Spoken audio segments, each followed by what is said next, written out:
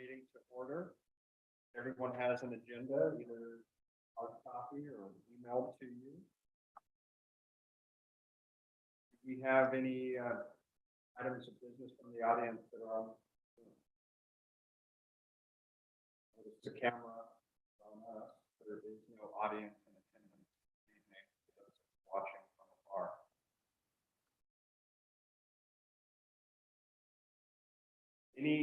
We'll move on to item number 3, agenda additions or corrections.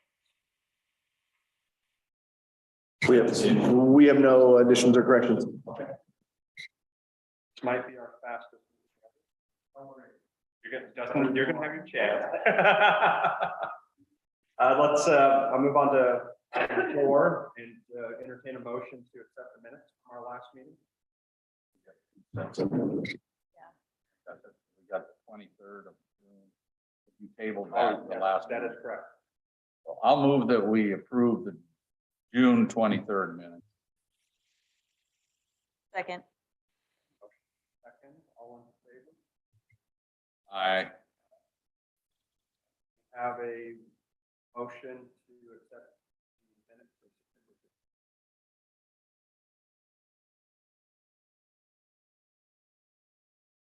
5th. Second. All in favor?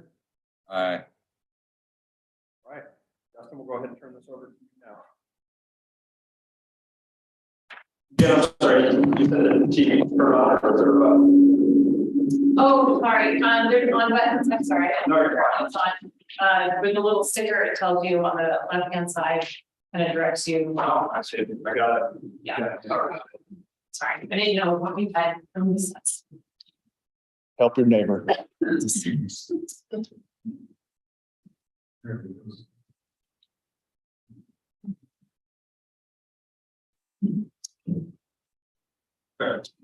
Right. Thank you, Mr. Chair.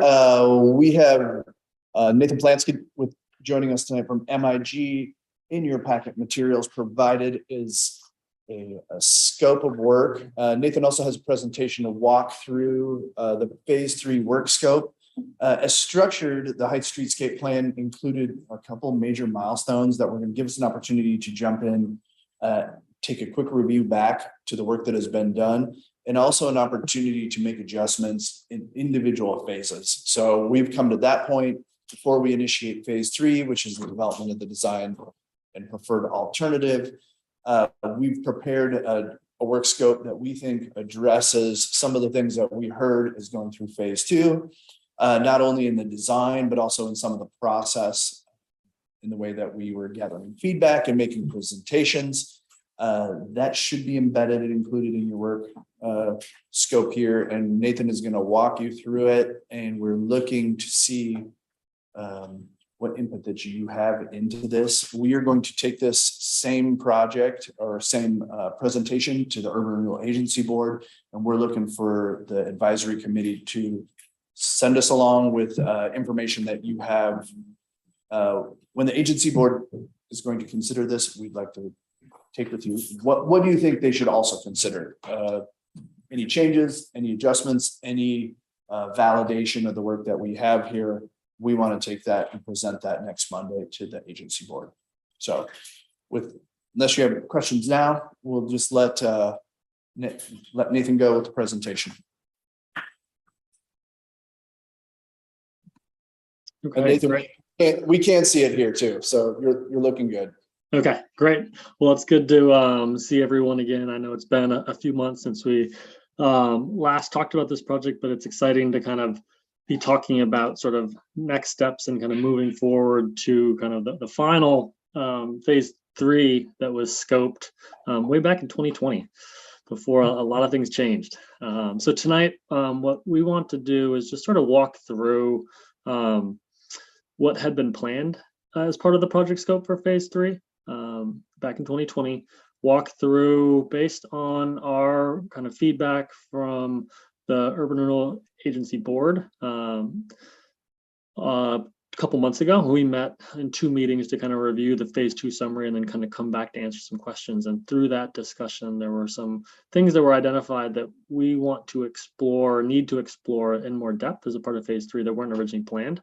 We'll walk through kind of the overview, kind of the review process for how we see kind of meeting with you, the advisory committee, as well as the board during phase 3, and kind of talk a little bit about kind of potential budget impacts depending on recommendations from the advisory committee and the board at the end of this. So just to frame this as a reminder, phase 1 we finished, and that was really about kind of called discovery here, really about grounding ourselves in a lot of the kind of great community work that had been done over a series of several years, and establishing some project goals and identifying sort of the jurisdictional parameters associated with kind of ODOT corridor. What does the city maintain? What's the permitting process? We just wrapped up phase 2, developing the concepts and selecting a preferred design alternative. And so now we are at phase 3 and ready to really dive into and refine that preferred concept framework that was approved by the agency board, and build on that kind of through design refinements that we'll talk about tonight, and then develop an implementation plan and kind of cost estimates that kind of reflect a kind of future long-term work plan for improving the streets and intersections in the Heights. So as originally scoped, the plan for phase 3, these tasks 3, 5, 6, 7, 8, these are just the numbers that were in the original scope. So tasks 1 and 2 were tasks that were completed in previous phases, and that's why they're not sequential. But from a public engagement standpoint, we've spent a lot of time throughout phase 1 and phase 2, meeting with stakeholders, meeting with the community, getting feedback. Phase 3 is a little bit more about kind of getting work done within the project team and having check-ins and meetings with the advisory committee and the board, and then providing an overall public engagement summary based on the work that we've done over the last year and a half, plus the kind of time that we have coming forward. So more about providing updates rather than getting feedback as it was planned. Task 5 is really the bulk of the work, and really taking that preferred design alternative that it's been identified from phase 2, kind of the hybrid, and refining that and developing a final concept plan for the project study area streets, and then that action plan, so kind of implementation recommendations with cost considerations in that final report. We had also included time for a kind of transportation system plan markup, recognizing that the outcomes of this project were going to likely or potentially change the city's adopted TSP. There was a small task to update the TSP. There's a demonstration project that was assumed sort of in between phases 2 and 3. And then this idea of an RFP for a first initial project to kind of move beyond this planning phase to kind of design. So that's what had been originally planned. And I'll sort of walk through from a public engagement standpoint. As I mentioned, this is really about sharing information as the final plan is developed. So putting together FAQs and updating the project website, going through our board and advisory committee meetings, and having the kind of summarizing kind of the process that we've gone through. For phase 3, when this was scoped in 2020, we assumed that we would have 3 full meetings with the agency board. So we'd be reviewing the final preferred design, a draft of the action plan, and then a final, basically, presentation of the action plan. And then we would continue sort of our monthly check-ins with the advisory committee that were really being led by Dustin and kind of city staff, as sort of kind of updates on the project process or progress.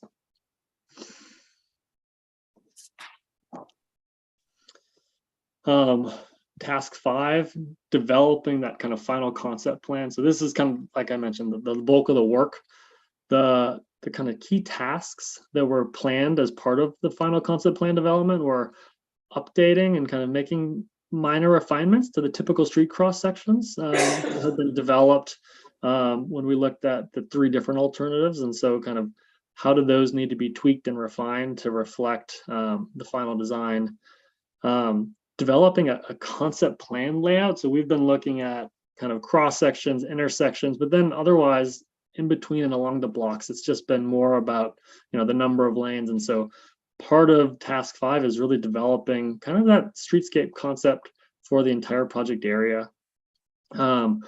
We also intended to make minor refinements to the intersection concepts. I think that's a key difference between where we thought we would be at this point and where we are. Is there was a kind of expectation that as a part of phase 2, the project team working with the city and the urban renewal agency would be able to come to a decision on the design approach for the major intersections at 13th and May and 12th, 13th and Belmont. Identifying streetscape character, so it's really starting to get into the materiality and the experience and the spaces that can be created along the streets. And then thinking about going back to the original urban renewal plan that was really focused on some of the infrastructure things. How does that incorporate into the kind of concept plan? From a kind of presentation or kind of deliverable standpoint, thought it would be helpful just to kind of show an example of something that kind of has a similar quality and level of detail. And so here you can kind of see some sort of kind of rendered sections, sort of similar to what we've developed so far. And then plan view layout. So I mentioned, to date, we've really just looked at what's happening at the intersections and cross sections, but really started to, develop out that kind of character and layout along the streets and trying to build in at a conceptual level the nuances and kind of traffic calming elements that are really going to support the urban renewal's vision for these streets and intersections. And diving into more of that streetscape feel, kind of when we think about the character and the detail, starting to think about what are kind of potential recommendations for paving pattern and layouts. What are the, how are furnishings and bike racks incorporated? How do light fixtures fit in? Where do street trees fit? How do the kind of, at an intersection scale, how do some of these spaces start to come together and really inform that future streetscape environment? And so this would be an example of, what the type of information that we want to develop for 12th Street and also for 13th Street.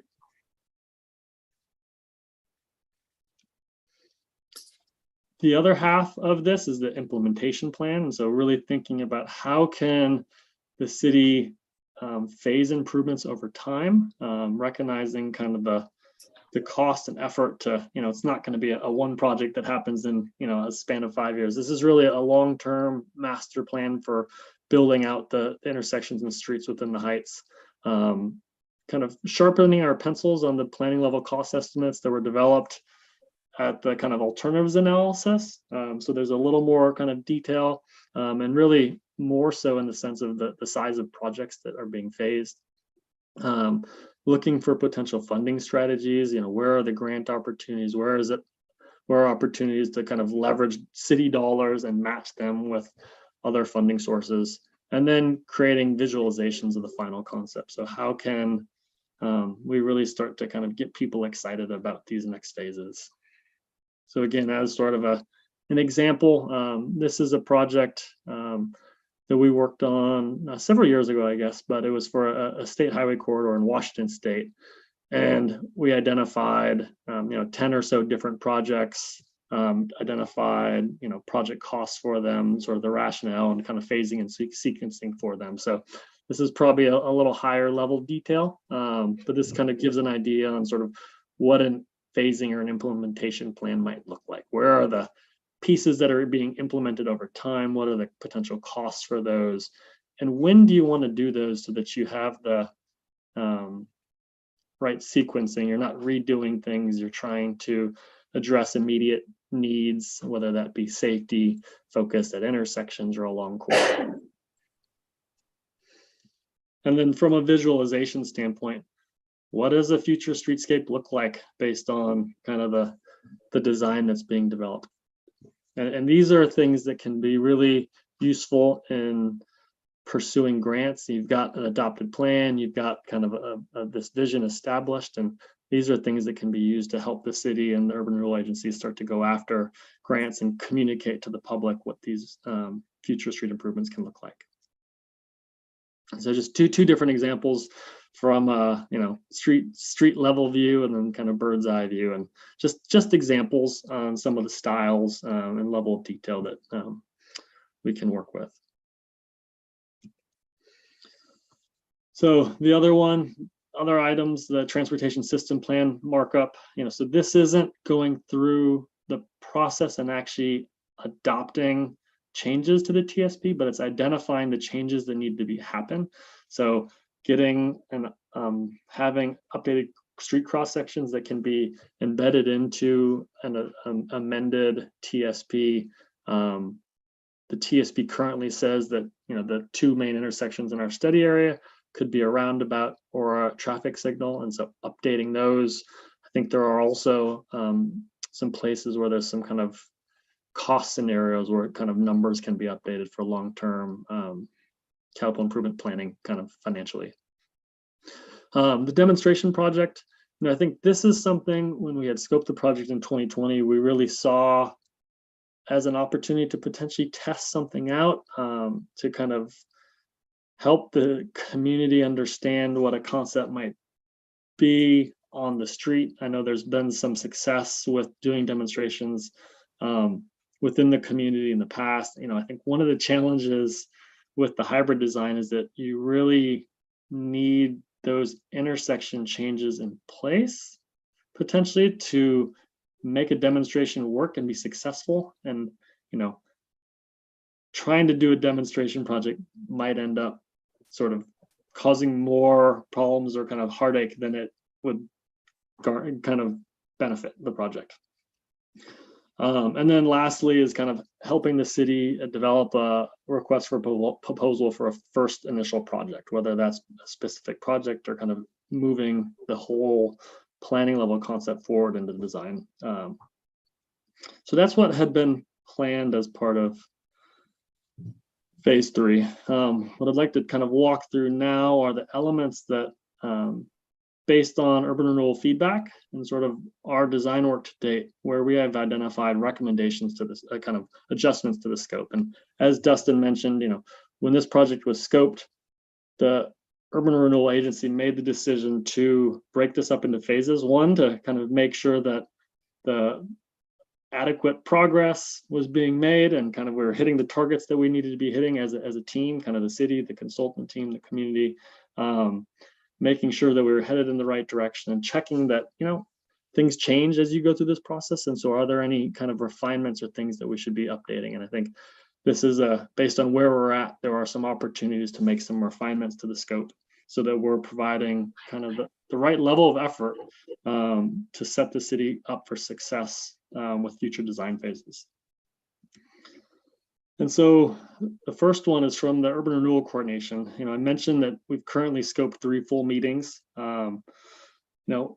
Based on some additional design tasks that the agency board has asked us to take a look at, we recommend adding an additional meeting before we talk through the kind of final design concept. And then one of the other things we heard at our last board meeting was that we need more full review meetings with the advisory committee. And the original plan was to have sort of shorter check-ins, bounce ideas off with this committee. And there were sort of shorter meetings. And I think there's been a realization that having kind of full meetings with this group will benefit the process. And it's important to kind of build in. And I think that's reflective of the work that we've done. Looking back on phases 1 and 2, we had really only scoped 3 full meetings with the board or advisory committee. And through our kind of phase 2 summary meetings and some of the others, we've had more than doubled that.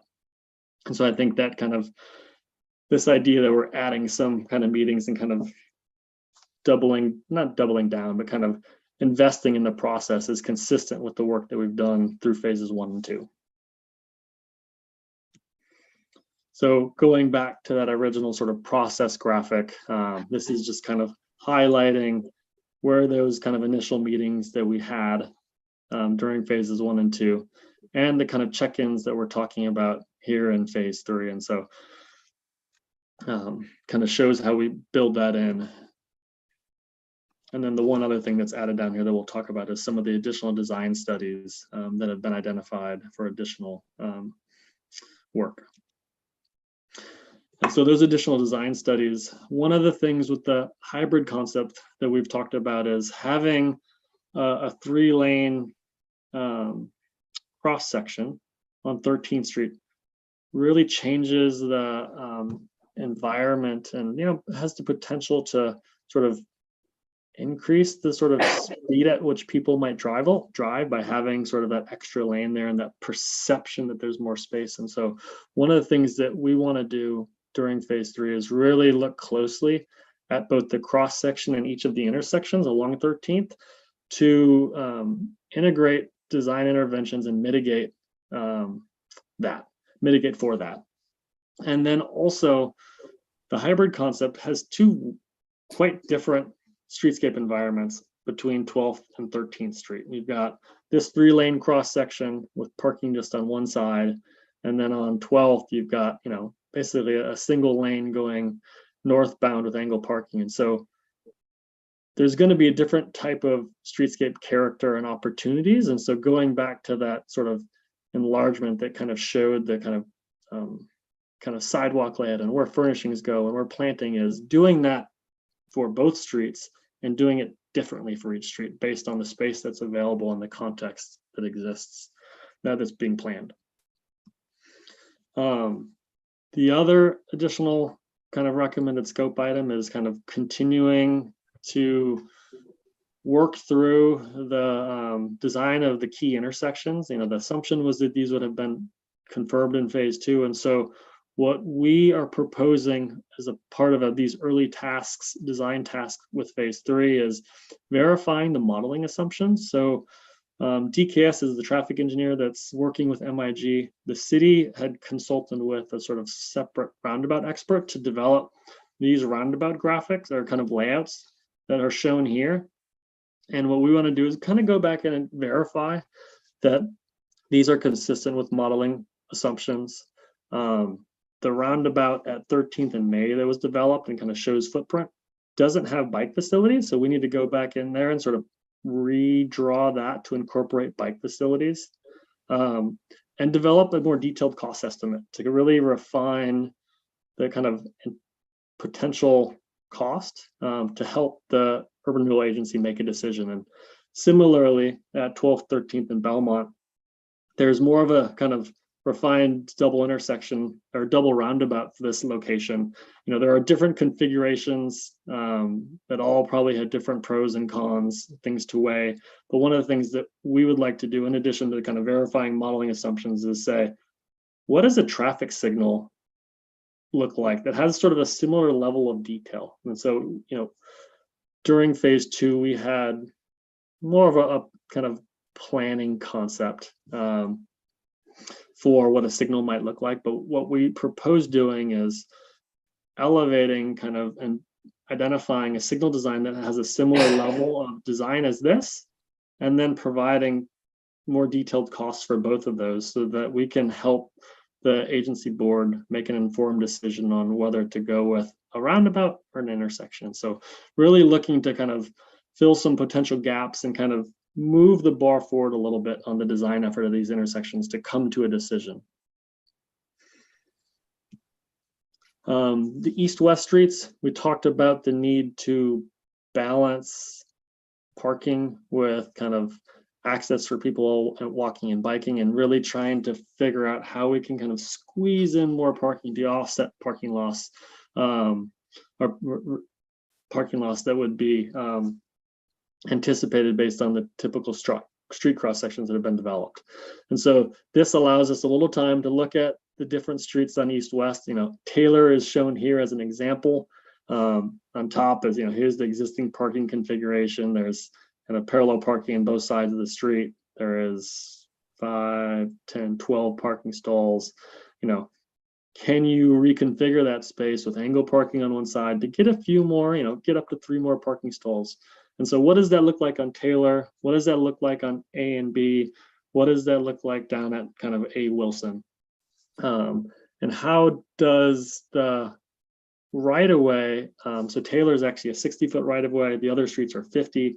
There's a potential that adding parking to both sides, or they don't have parking on both sides today, could result in one-way traffic. How does that impact some of the traffic modeling and traffic flow? And so being able to kind of go back and check some of those assumptions as this east-west street design is refined.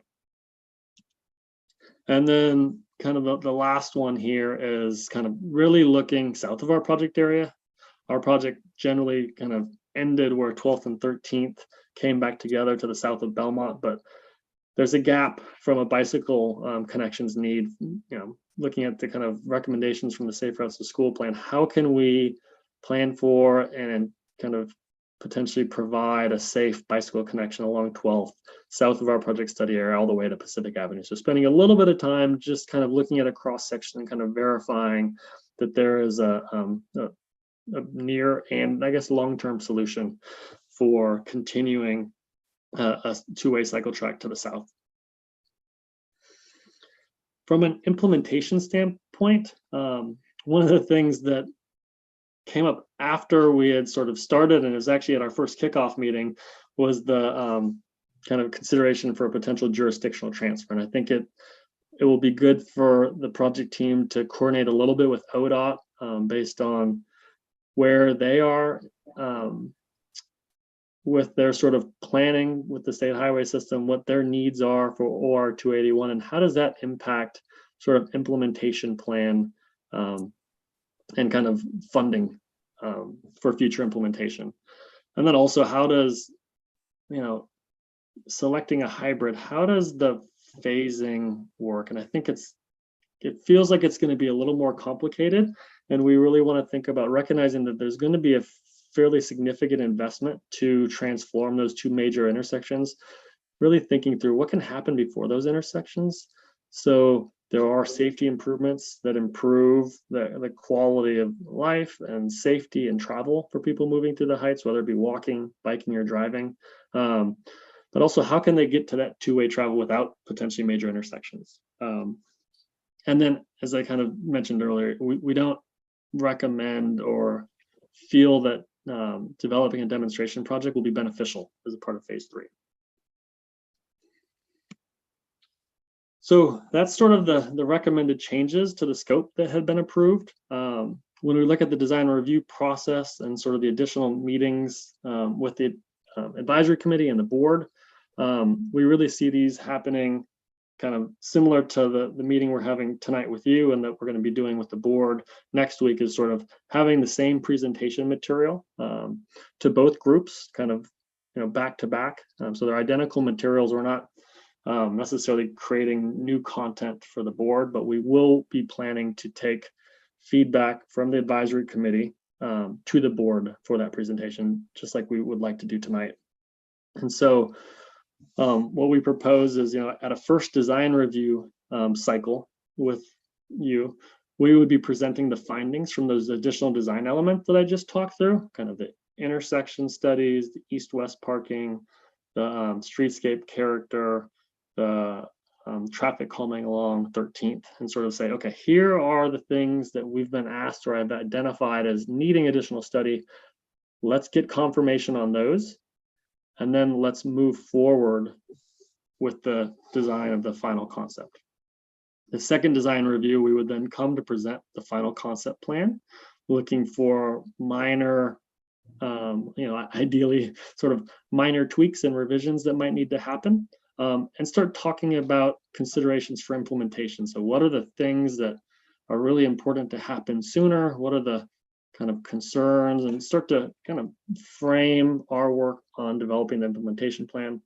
And then the third design review would be presenting a draft implementation plan. Following the three design review cycles, there'd be one final presentation to the board.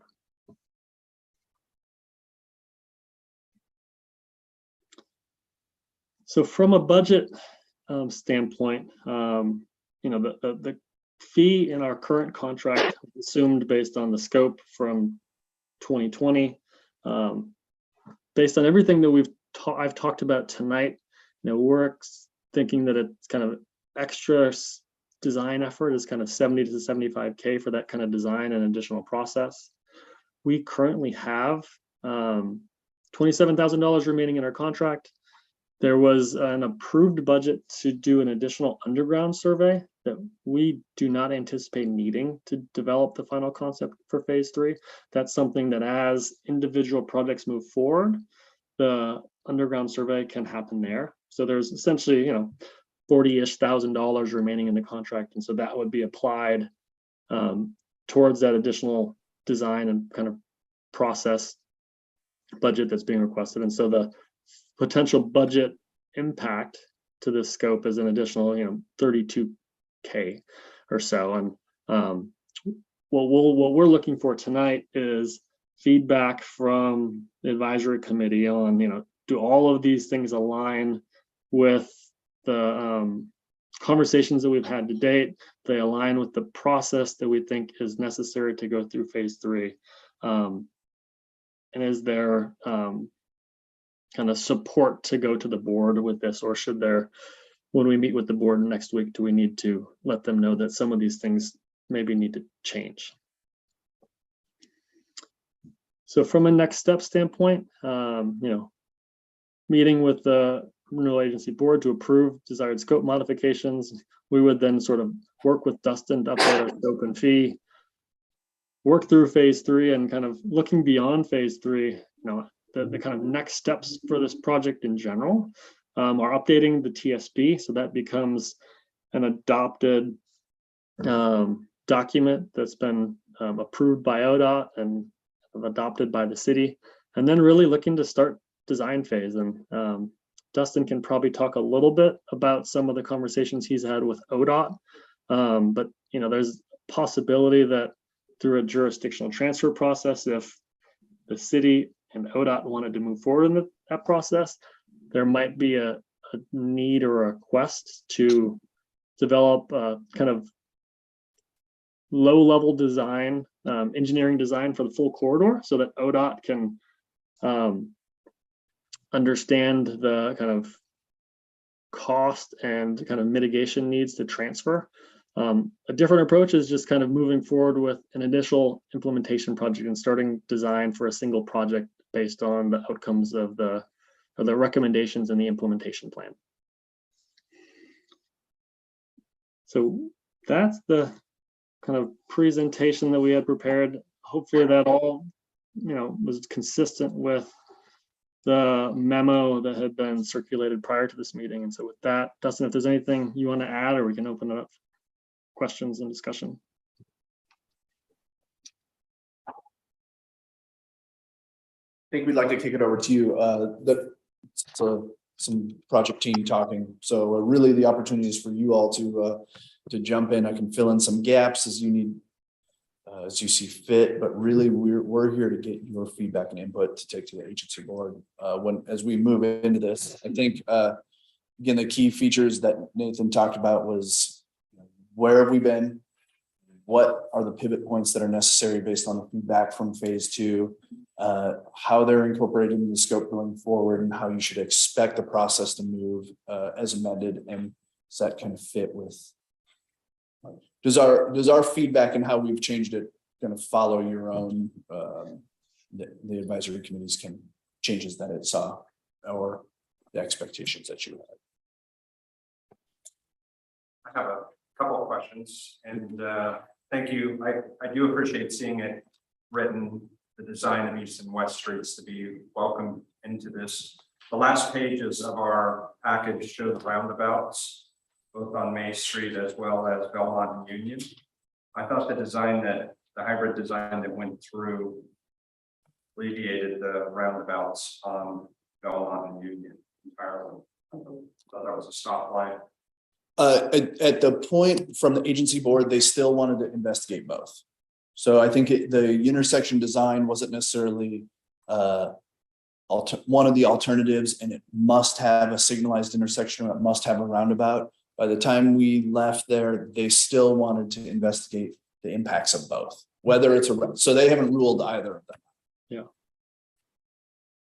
And I think the overarching thing that I heard was the kind of significant cost to make those improvements and the impact to businesses and properties were things that, they were struggling to kind of make a decision on. And we do have a maximum indebtedness for the Heights plan, which isn't just from Main Street to Belmont Union, but the two other segments that aren't even discussed in this portion. The other question I had, you discussed 3 meetings that will coincide with the same 3 meetings that you have with the agency board. What is your timing on these? Is this just our standard monthly meeting, or are you trying to fit I guess what your Gantt chart at the very beginning was very helpful, but it didn't give us a date. Yeah, so I think the goal is to, if the board were to say, yes, we want all this, that I think we are looking to come back to them the following month with a scope and fee to approve as an amendment and a project schedule. And I think we're thinking it's probably about a 6-month plus or minus project. And so those meetings would occur sort of at kind of the times necessary to kind of do the work in between. And we haven't kind of started to pencil in that schedule because it really depends on the work that we're going to be doing in between. And I'll let you take over here in a second. The financial ask on the Zoom, I couldn't, you're asking for $70-some thousand, or were you asking for the amended amount of 35 or 40,000 on that slide? Yeah, 35. Yeah, so the additional cost is 70 to 75. However, there have been savings, so we have not expended the complete budget coming into this. So there was some cost savings. The net outcome was about 32. Yeah.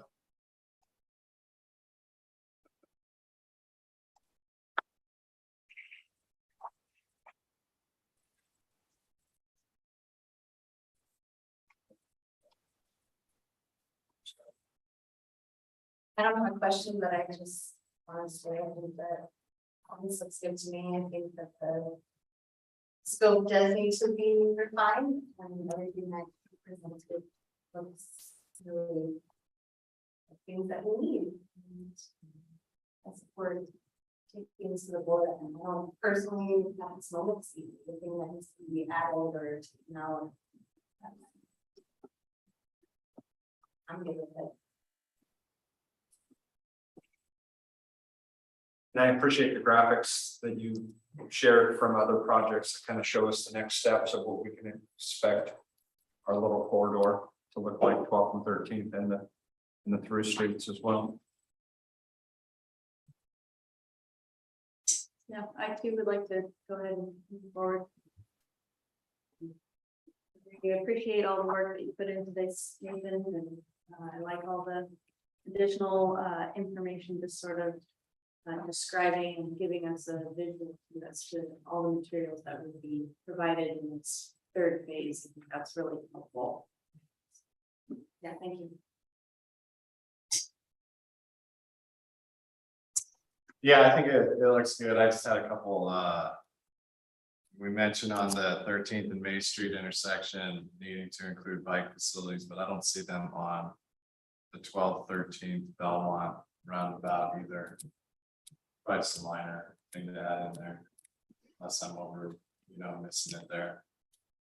But yeah, I think, that obviously looking at comparing a signalized intersection compared to this roundabout, it's a great idea. I think we all know that double roundabout is going to be massively expensive.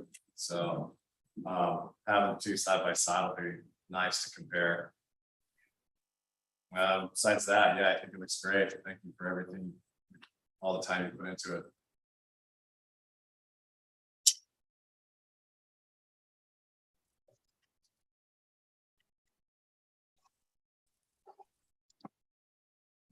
The one question I got is in regards to the jurisdictional transfer. How serious is the city and city council looking at pursuing that with ODOT? Well, it hasn't been unprecedented in the last 2 years. So, I mean, I think in the past, the jurisdictional transfer seemed like a big scary turf war. And during the pandemic, the city actually acquired portions in very short order of Oak Street from the state in a jurisdictional transfer in order to do some of the things that we felt were necessary operationally and in response to the pandemics for parklets. And that's why you see parklets downtown and that use of parking spaces for outside commerce. And it's why you don't see them in the Heights. So that was a quick response. How serious we are, I think after that process, some of the things that we've dealt with the Rand Road signalized intersection, the ODOT's general attitude and policy, I think these are real conversation pieces. This is not just fantasy. The impacts to the budget by having ODOT as a partner is real. But we also need to be very mindful that we're looking at adopting a road or a series of roads that have had some significant deferred maintenance. So the terms in which you adopt these roads and the conditions and what we've talked with ODOT already about what is the cost to transfer? Just buying my very old used car is not always the best idea. So what status do we need to get these things in, or what promises money need to come along? What are the terms for this to be both favorable for ODOT to offload an interstate or an in-town roadway that it no longer has to maintain? What are the terms for the city to adopt a new arterial street that is vintage? And we just need to come to those common terms. I think we're very serious. Do we come to mutual agreements? That's in the future. Yes. My opinion is I can totally understand what you did on Oak Street and the reasons for it, and it made sense. But the thing is with 13th and 12th Street, you're talking a completely different animal. You're looking at a lot bigger number of miles and a lot higher costs to maintain. Even if they brought it up to standards, your cost of maintaining, especially with snow removal and so forth, is going to be rather astronomical. So that's something that I'm hoping that you keep in the back of your mind. Because on Oak Street, totally understand, and it was a good move on that aspect. 12th and 13th, I think, is a little different now. The other thing I'd like to address with Nathan, you're looking at how do you tie Pacific into 12th Street for bike path? Or bike lanes, I should say. One of the comments, and I've walked it a couple of different times, and you've got that chain link fence on the side of the sidewalk. Is there a way of building a bike path on the east side? It would be the east side of that chain link fence and tie it into Indian Creek or whatever. You know, I instead of trying to incorporate it onto the street itself. Yeah. Those are the only comments I've got. Otherwise, thanks for everything that you've done, Nate. Could I respond to this small piece that you said? Okay. Just to note, with 13th and 12th right now, they're a couplet, like going in both directions. I think that if 13th was a two-way street, I anticipate that ODOT would just see 13th as the state road, and I think 12th might be, decoupled. I think they would now consider that a local road. So there might be kind of an informal transfer. I have no idea how that happens, but do you think that changing the traffic flow there might change ODOT as well? That's a good point. Yeah. And I was gonna ask you, yeah, right, is the city I know this is my main topic conversation now, but are they wanting to do 12 and 13 or just 12? Because that seems to be more thing. And is it the whole from May to Brookside or Elliott. yeah, or is it just, would it just be the part that we're working on, that would be transference? All things are possible. I don't see how it's like it's just such a question mark. You don't know. Yes, it could, yes or no could be the answer to all those. And one thing that I think we've mentioned before, when we've coordinated and met with ODOT. They are not interested in keeping two parallel streets that have traffic going the same direction. So, from a hybrid standpoint, I think they would not want to keep 12th. That was sort of my understanding from the initial conversations, but obviously the process has to play out, and that's just a statement at a meeting. In terms of the bike path, certainly the east side to the fence and what we refer to as a physically separated path to incorporate would definitely be something we would try to pursue. The problem becomes east side of the fence also is a pretty significant drop off. So we have an elevated sidewalk already that is destined to be replaced. We just have to kind of match and work with the constraints, but certainly we would rather have physically separated if at all possible, especially it's part of the safe routes to school. I mean, that's really what's initiated it. So having a safe route off-street facility, definitely much more preferred than an on-street. And I should clarify my remarks from the standpoint that not keeping it the same elevation as the sidewalk. I know there's a depression there going down the Indian Creek Trail and back up the other side, would make the most sense and to be the least, you just have to cross Indian Creek. Just the creek crossing. Yeah. There is a trail down, right? Yeah. Is that a unsanctioned section of Indian Creek Trail? I don't believe so. Because that trail does parallel the road. For a little until it coming out heads by the car further stereo to the east. shop. Yeah, until it heads further to the east and then transitions back to Seavercrop and Betty Lou. So there is a possibility to use that. I think the point is connect Pacific to this project is the goal. How we get there, that's why they have a scope change. And I should clarify the level of detail that we'd be looking at is really just trying to identify a cross section, a typical cross section that would kind of work going along that full stretch down to Pacific, not doing that sort of plan view layout the whole way and looking at kind of the whole stretch, but it's sort of what is sort of a typical section that kind of works within the existing kind of roadway layout or kind of fence or beyond layout, but it's sort of a quicker look.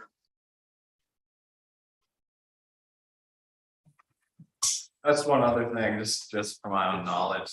Is there another example, another city that's used this double kind of separated orb roundabout look?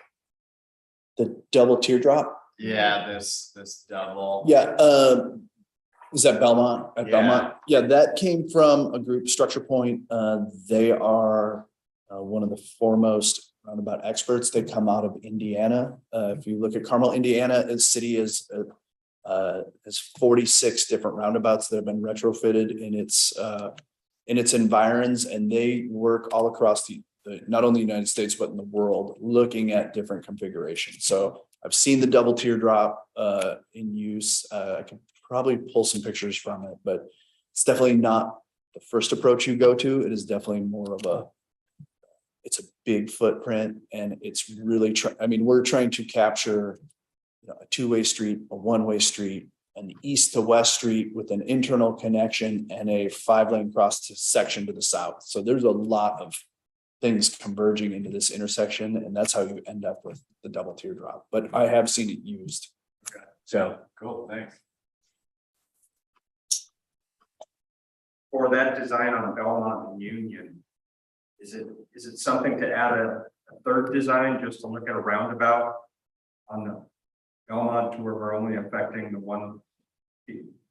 We're still affecting two properties there, but then putting a stoplight over on 12th Street, or the model that we pushed forward changed the traffic pattern to a single lane going down on 12. I don't even know if that model had a stop sign or a stoplight there at all. I don't think it did. no, there's no stop. There's an offset that would slow it down because you're actually entering a radius, but there's no stop from north to south. So it feels like we're kind of chasing our tail with this double roundabout. feel that it's gonna be priced out of the equation, and I understand the semantics of why we're doing that, but it feels like if even if we could pie in the sky afford it, we wouldn't have that second roundabout over on Union. We would have a redirection of one lane going down. Oh, the redirection incorporates that second roundabout. So, sorry. Yeah. Yeah, and I think at a high level, talking with DKS traffic engineers, we can continue to iterate on a double roundabout that are always going to have kind of slightly different variations, but at a kind of order of magnitude cost and impact, they're all going to be quite substantial. And so sort of saying, okay, we've looked at two different layouts. They both have significant impacts. Can we bring a traffic signal from layout and kind of study that and get that up to a similar level of detail, provide costs, and use that to make a decision? And then, if a double roundabout is the preferred approach, the kind of final layout can be studied when that project happens for design. Yeah, I think that is the big piece of getting them apples to apples and level of design so we can look at it.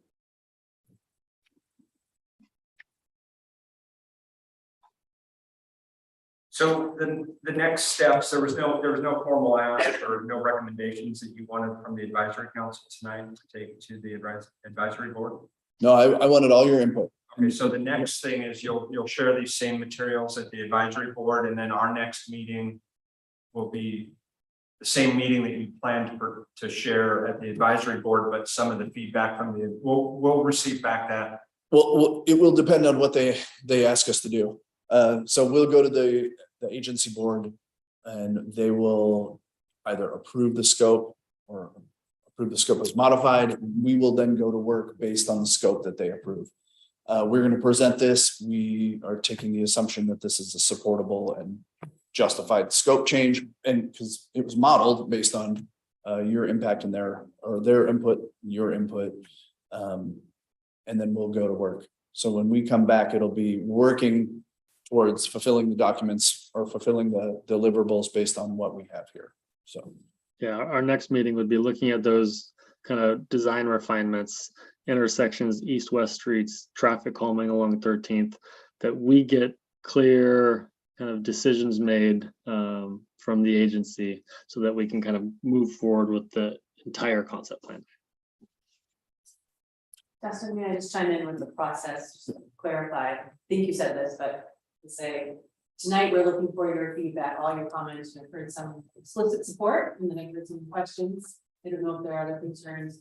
As part of Dustin's presentation to the agency board, he will summarize your thoughts and comments so that they are able to do that. And then we are looking for them to give us a decision or direction.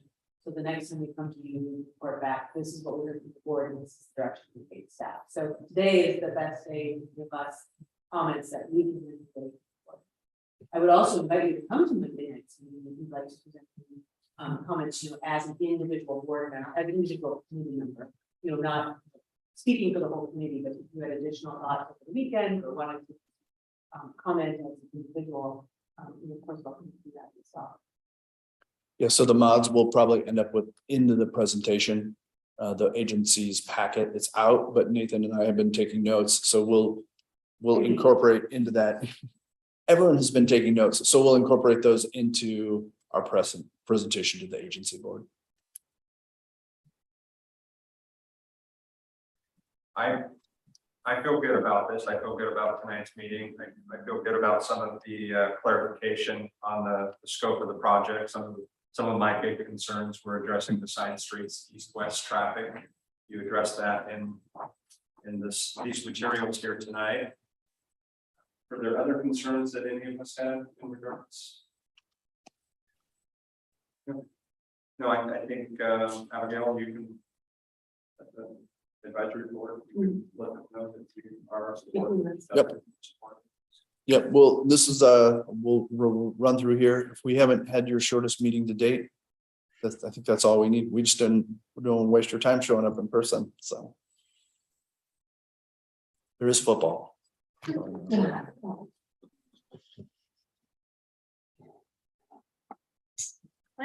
Anything to add? Thank you. I'm sitting here listening. Oh, thank you. I appreciate all the work that's been done, Nathan, and I heard you guys thank him as well. And I was glad to hear Jack's concerns were addressed with the side streets, because that's again one of mine. I'm looking forward to seeing some big yellow machines. I'll leave it at that.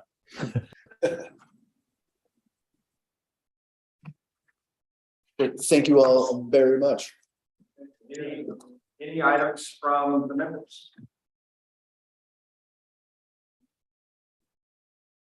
Chair, if I could, and there's a staff part there, but at the last meeting, I had talked to you about a West Side Urban Renewal District and a possible, and putting forward an RFP for a consultant. That RFP is currently out. It closes on October 31st. At that time, we'll review and make a recommendation to the agency board based on awarding the contract. So the next time we see you next month, I'll have some news as to who that contract was awarded to and what the next steps look like. The other follow-up I had from that was I had said I would try to, I think someone had asked me, what are there other urban renewal districts that have incorporated housing into their projects? And I only have found two. I think there are probably more, but Astoria and Tualatin have both incorporated it mostly as a mixed use project of like business on the bottom and housing on the top, which I think is the Astoria project. And in Tualatin, if you've been to Tualatin in the downtown area, they have a lake. It actually used to be a former dog food factory. That was, through urban renewal, they created this real mixed use area. So it is fairly dense, work, live kind of apartments. So those are not, ours could include those things, probably more traditional housing as well. But as I find more, I'll let you know. But I just said, I promised to give you some information as I got it. So I wanted to share that tonight. Thank you. I have, I feel obligated to mention this. It's outside of the geographical boundaries of our Heights urban renewal, but I had somebody reach out to me privately that asked about the safe routes for the children, asked about stop sign on Pine Street at the east side of May Street School. Is that part of the safe routes to school? Which, again, I'm talking outside of my knowledge exactly, but Jack, can you say the location again? I missed that. Pine Street on the southeast side of the May Street campus. It's not a controlled intersection. There is one on the southwest corner. That's correct. That one is controlled. Okay. We're asking about adding a second one in the next block. On the corner of May Street there. I haven't driven that road for some time, but Clint, this is kind of in your neck of the woods. Maybe I misheard you. Did you say May or Pine? Pine. Pine would be towards the school. So Yes. Pine and 7th? I think it is Pine and 7th. Yes, I might have said May Street. I apologize. I don't guess I understand what the question is. There is a stop sign on Pine for eastbound traffic on 8th, or excuse me, 10th. At both intersections of the school ground. Anyways. Okay, Justin is saying Pine and Ninth, so I'm bringing up a map real quick, so I'm not making up. great. And I'd say off the top of my head, I don't know if that's in the Safe Routes to School plan, but I can certainly look that up and email you out this week. And, if you'd like to learn more about Safe Routes to School, I'd be happy to, invite or provide you with either a report from previous times or invite somebody to come in and talk about Safe Routes to School. I think that's 2 blocks out of our boundary. It's not in our boundary at all. Yeah. So It's either 2 or 3 blocks out. yes, it's 9th Street, Pine and 9th. Well, I'll be happy to at least look that up and get that information for you. And Heck, there might be a stop sign there, as far as I know. well, we'll take a look. And of course, if, next time you talk to that individual, if they'd like to reach out, have them email me directly too. Thanks. If there's nothing else from the members.